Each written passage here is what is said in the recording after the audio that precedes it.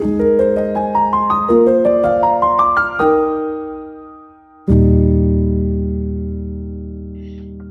Bapak Ibu dan Saudara yang terkasih dalam Tuhan, senang kita bisa berjumpa kembali dalam Sapaan Gembala hari ini. Mari sebelum kita membaca dan merenungkan firman Tuhan, kita berdoa. Tuhan yang penuh kasih, kami bersyukur untuk hari yang baru di dalam rahmat dan berkat Tuhan yang baru bagi setiap kami. Kami mau menjalani sepanjang hari ini bersama dengan Tuhan. Oleh karenanya Tuhan, tolonglah kami secara khusus ketika kami akan diajarkan oleh Tuhan melalui kebenaran firman-Mu pada hari ini. Terpujilah nama-Mu Tuhan, demi nama Tuhan kami Yesus kami berdoa. Amin. Bapak, Ibu, dan Saudara yang terkasih dalam Tuhan, firman Tuhan yang melandasi perenungan kita pada hari ini terambil dari 2 Korintus 8 ayat 12 hingga ayat yang ke-15.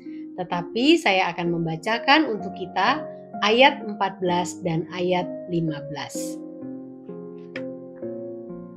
2 Korintus 8 ayat 14 hingga ayat yang ke-15. Hendaklah sekarang ini kelebihan kamu mencukupkan kekurangan mereka, agar kelebihan mereka kemudian mencukupkan kekurangan kamu, supaya ada keseimbangan. Seperti ada tertulis, orang yang mengumpulkan banyak tidak berlebihan, dan orang yang mengumpulkan sedikit tidak berkekurangan. Bapak, Ibu, dan Saudara, saya kira dan saya percaya bahwa di dalam perjalanan kehidupan kita pasti pernah ada di posisi bahwa kita membutuhkan pertolongan orang lain. Juga setiap kita pasti pernah ada di posisi bagaimana kita menolong orang lain. Inilah sebuah keseimbangan yang terjadi dalam kehidupan ini. Bapak, Ibu, dan Saudara, saya tidak tahu apakah kita setuju ataukah tidak setuju dengan pernyataan ini. Tidak semua orang yang berlebih mampu memberikan apa yang ia miliki untuk menolong orang lain. Dan tidak semua orang yang berkekurangan tidak mampu menolong orang lain. Karena walau dalam kekurangan, ia tetap dapat memberikan apa yang ia miliki untuk menolong orang lain. Saudara, inilah yang terjadi di dalam jemaat Korintus atau di jemaat Korintus. Jemaat Korintus dikenal sebagai jemaat yang orang-orangnya secara status sosial, mereka berpunya, mereka berada, mereka mungkin pada umumnya atau banyaknya adalah orang-orang yang kaya, ya. Tetapi ada hal yang menarik dalam bagian bacaan yang kita baca tadi. Bagaimana Paulus mengingatkan jemaat Korintus untuk menjadi jemaat yang peka terhadap penderitaan sesamanya.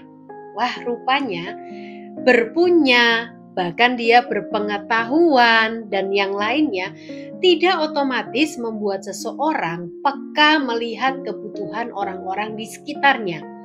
Hal itulah yang justru sebaliknya dilakukan oleh jemaat Makedonia.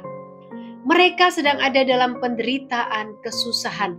Tetapi ketika saudara-saudara mereka di Yerusalem mengalami kesulitan, mereka bersama-sama memberikan apa yang dapat mereka berikan di tengah situasi yang tidak mudah yang sedang mereka hadapi.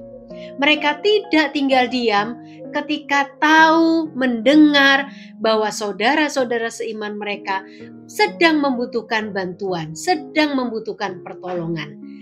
Sekali lagi Bapak Ibu, jemaat Makedonia sedang juga ada dalam kesulitan, kesusahan. Nah, karena itu apa?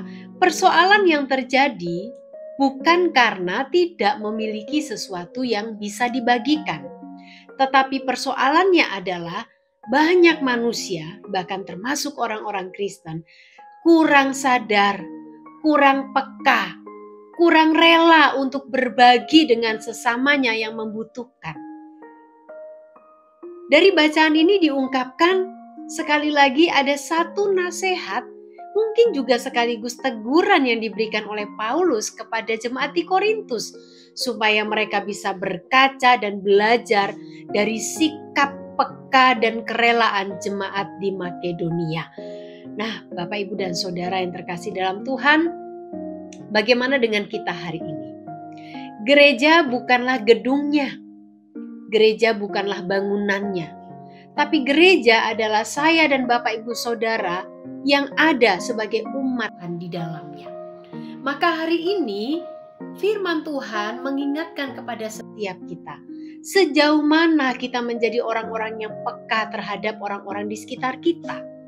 Sejauh mana kita menjadi orang Kristen yang rela berbagi, walaupun mungkin kita bukan orang yang berlebih, tapi hati yang mau berbagi, itu yang penting.